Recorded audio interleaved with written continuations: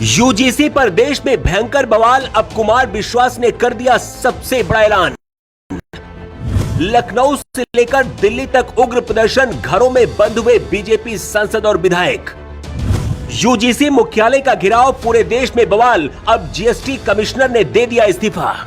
UGC विरोध की आग इतनी ज्यादा फैल चुकी है कि अब इसका असर पूरे देश में हो रहा है। लखनऊ से दिल्ली तक, सड़क से शमशान तक उग्र प्रदर्शन हो रहे हैं। इसकी इजाजत तो देश का संविधान भी नहीं देता है कि सवर्णों से पढ़ने का अधिकार भी छीन लिया जाए।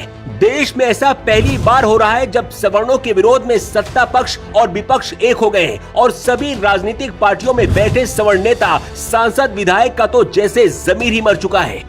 यूजीसी कानून पर ब्रजभूषण शरण सिंह जैसे लोगों का भी दबदबा लगता है दबा दिया गया है। मनोज तिवारी और रवि किशन जैसे लोग मौन हैं। राजनाथ सिंह और खुद योगी आदित्यनाथ भी कुछ नहीं बोल रहे। आखिर ऐसा क्यों?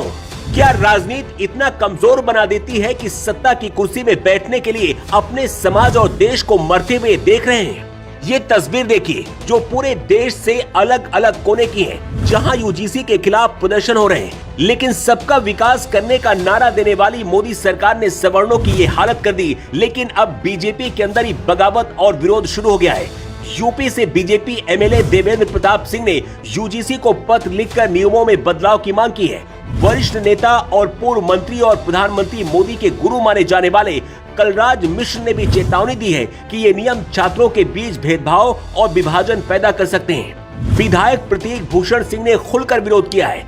बरेली सिटी मजिस्ट्रेट अलंकार अग्निहोत्री ने भी यूजीसी के नए कानून के विरोध में इस्तीफा दे दिया है और लखनऊ से दिल्ली तक हजारों बीजेपी कार्यकर्ता इस्तीफा दे रहे हैं। लखनऊ, दिल्ली, आगरा, हापुड़, प्रयागराज से लेकर बनारस और बरेली, रायबरेली तक प्रदर्शन हो रहे हैं। इसके साथ ही यूपी से लेकर बिहार, झारखंड, मध्य प्रदेश से लेकर राजस्थान, महाराष्ट्र तक और पूरे देश में इसका असर हो रहा है। प्रदर्शन कर रहे लोगों का कहना है कि सरकार उनके बच्चों की अब जिंदगी बर्बाद करने के लिए और पढ़ाई से रोकने के लिए ऐसे कानून लेकर आई है। देश भर में जनरल कैटेगरी के स्टूडेंट और सवर्ण जाति के लोगों ने यूनिवर्सिटी ग्रांट कमीशन यूजीसी के नए नियमों को लेकर दिल्ली कूच किया है। दिल्ली में यूजीसी हेडक्वार्टर के बाहर सुरक्षा बढ़ाई गई है। इसी बीच कवि कुमार विश्वास ने भी यूजीसी को लेकर एक पोस्ट किया है और यूजीसी का खुला समर्थन करके मोदी को संदेश दिया है। कुमार विश्वास ने सोशल मीडिया पर पोस्ट करते हुए लिखा है, चाहे तिल लो या ताड़ लो राजा, राई लो या पहाड़ लो राजा, मैं अभागा सवर्ण हूँ मेरा, रोवा रोवा उखाड़ लो राजा, यूजीसी रोल बैक। कुमार विश्वास के इस तरीके से खुल के आने के बाद और भी ज्यादा विरोध बढ़ गया है। मोदी सरकार से सिर्फ एक सवाल है, सवर्ण समाज के बच्चे सिर्फ यही तो चाहते हैं कि उनको भी पढ़ने का मौका दिया जाए। नौकरी तो छोड़िए, क्या पढ़ाई का अधिकार भी सरकारें छीन रही हैं? जिन सवर्णों ने सदियों से मुगलों फिर अंग्रेजों से लड़ा, राजपूत और ब्राह्मणों की पीढ़ियां मिट गई इनसे लड़ते लड़ते। भारत पर मुसलमानों ने करीब 800 सालों तक भारत में अत्याचार किया, उन्हें भी सवर्णों से पीड़ित बता दिया गया। आखिर क्यों?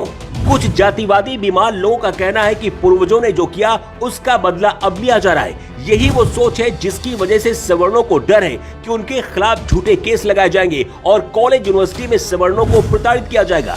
क्या यही है मोदी सरकार का सबका साथ सबका विकास? इस देश में ब्राह्मणों को गालियां दी जाती हैं, उनके खिलाफ नारे लगते रहे, तिलक तराजू और तलवार, इनको मारो जूते चार। क्या सवर्णों के साथ ये भेदभाव नहीं? आखिर किस चश्मे से सरकार और यूजीसी देख रही है? कोई भी देश तभी आगे बढ़ सकता है जब उसके लिए समान अवसर हो। कानून ऐसे होने चाहिए जो सब पर लागू हो। अपराधी किसी भी जाति का हो सकता है, बल्कि अपराधी जाति नहीं होती है। और अगर सवर्णों को एससी, एसटी और ओबीसी के लिए पहले से ही गुनहगार मान लिया गया है, तो अब सोचिए अगर कॉलेज और यूनिवर्सिटी में कोई ओबीसी, एससी, एसटी को प्रताड़ित करेगा तो क्या होगा? अगर ओबीसी के बच्चों में ही आपसी रंजिश होगी और दोनों एक दूसरे से लड़ेंगे, तो क्या इसका समाधान यूजीसी के पास होगा? हम यूजीसी के नए नियमों का विरोध नहीं कर रहे, बस ये मांग कर रहे हैं कि सवर्ण समाज को पहले से अपराधी घोषित न किया जाए। निष्पक्ष जांच होनी चाहिए, सबूत होने चाहिए। इसके साथ ही अगर कोई झूठा आरोप लगाकर किसी को फंसाता है तो उसके खिलाफ भी कार्रवाई होनी चाहिए, क्योंकि हमारे देश में विष्णु तिवारी जैसे बहुत सारे केस आपको मिल जाएंगे जहां झूठे एससी एसटी एक्ट में विष्णु तिवारी को 20 साल जेल में बंद किया गया। इन 20 सालों में वकील और कोर्ट की फीस के लिए घर खेत उनके बिक गए। विष्णु तिवारी के 2 भाई और उनके माता पिता की मौत हो गई। इसके बाद 20 साल बाद कोर्ट ने उन्हें बेगुनाह साबित करते हुए छोड़ दिया। कोर्ट से निकलने के बाद विष्णु तिवारी ने कहा था कि क्या मेरा परिवार और मेरी जवानी कोई वापस कर सकता है? अगर आप यूजीसी के नए कानून का विरोध करते हैं तो इस खबर को शेयर करें, और अगर आप विरोध करने वालों में से नहीं हैं तो कमेंट में अपने तर्क जरूर दें। Bureau report.